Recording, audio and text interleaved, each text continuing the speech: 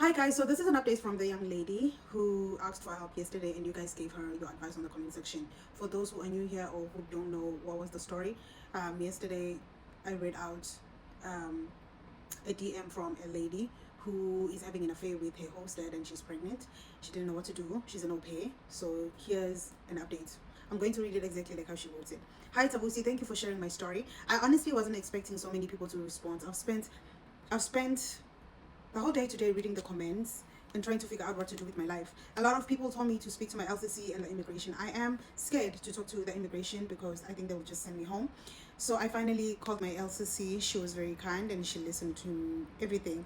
I told her about the pregnancy. I told her about the father. I told her about how trapped, confused I feel. My OPA journey is basically over.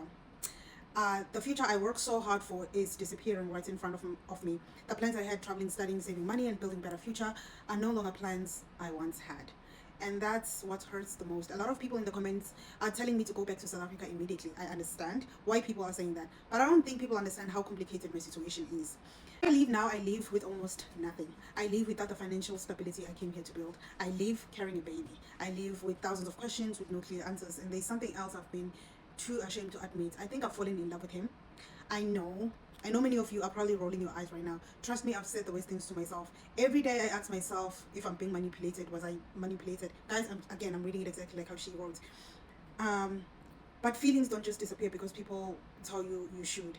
Every day I ask myself if I'm being naive. The problem is that I don't know if he's in love with me or if he's just simply scared. I'm emotionally exhausted. And for those who are asking why I don't just terminate the pregnancy, that's not something I can do. I respect that everyone has different beliefs, different choices, but for me personally, I can't make that decision. I've already accepted this baby in my heart. The baby is innocent in all of this.